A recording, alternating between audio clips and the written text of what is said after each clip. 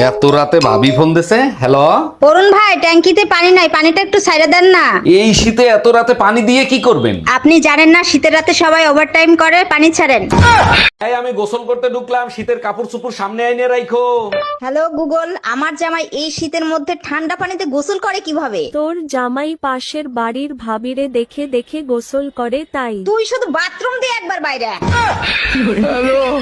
পানি শুকিয়ে গেলে যেমন মাছের বেঁচে থাকার নিশ্চয়তা থাকে না, ঠিক তেমনি স্বামীর পকেটে টাকা না থাকলে স্ত্রীরও ওই সংসারে মর্যাদা থাকে না। বাপের বাড়ি আর শ্বশুর বাড়ির লোকজন যতই পয়সাওয়ালা হোক না কেন, দিন শেষে স্বামীর পকেটের টাকাই স্ত্রীর আসল শক্তি। আচ্ছা বলো তো, দুনিয়ার সবকিছুতে ভেজাল আছে, শুধু একটা জিনিসে ভেজাল নাই, সেটা কি? শোনো, দুনিয়ার সবকিছুতে ভেজাল আছে, কম আর বেশি। একটা জিনিসে ভেজাল নাই, সেটা হলো কারেন্ট। বিশ্বাস না হয় ধরে দেখো। জি না, ওতেও ভেজাল আছে। আমি একবার ফ্রিজে কারেন্ট লাগাই রাখছিলাম, তুমি খালি শর্ট খাইছিলে, তোমার কিছু হইছে? অরুণ ভাই, পানিটা একটু চেক করে দেখেন তো মিষ্টি কিনা। আরে ভাবি, এইটা কোনো ব্যাপার নাকি? এক্ষুনি টেস্ট করে দেখাচ্ছি।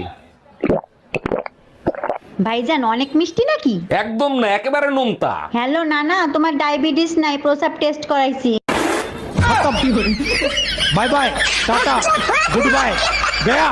দেখেন ভাবি, এবার শীতে যদি আপনার বোনের সাথে আমার বিয়ে না দেন, কসম আমি জীবনে কোনোদিন বিয়ে করব না। ঠাকুরপো, আমার বোনরে অনেক বলছি, ও তো তোমাকে পছন্দ করে না। নাও তুমি কথা বলে দেখো। হ্যালো বিয়েন, তুমি বিয়েতে রাজি হয়ে যাও, তুমি যা বলবা তাই আমি করব। আচ্ছা ঠিক আছে, তাইলে একটা কাজ করেন, একটা ডিম পায়রা দেখান। যে ঠকে সে বোকা নয়, সে নিরুপায়। আর যে ঠকায় সে চালাক নয়, সে বেঈমান। যে বিশ্বাসের মান রাখে না, সে মানুষ নয়। কাউকে ঠকিয়ে নিজেকে বুদ্ধিমান ভেবো না, সময়ের ব্যবধানে তুমিও একদিন ঠকে যাবে। যে অন্যের খুশি ছিনিয়ে নেয়, তার সুখের একটা বেজাতের সাথে সংসার করে জীবনটা নষ্ট করে ফেলাইছি, থাকবো না আর এই সংসারে। এই শীত শুরু হয়ে পারে নাই, তুমি ব্যাগ গুছায় কোথায় রওনা দিছো? তোর সোনার সংসার নিয়ে তুই থাক, গেলাম আমি বাপের বাড়ি। এইগুলো তুমি কি বলো? এই শীতে তোমার ছাড়া কম্বল গরম করবো কেমনে বাবু? আচ্ছা, আমি যখন জন্ম হয়েছি তখন তো তুমি হাঁটতে পারতো, তাই না? হ্যাঁ, বয়স অনুযায়ী তো আমি হাঁটতে পারতাম তখন। তাহলে তুমি আমার হাসপাতালে দেখতে আসো নাই কেন? অন্য মেয়ে নিয়ে ঘুরতেছিলে তখন, তাই না?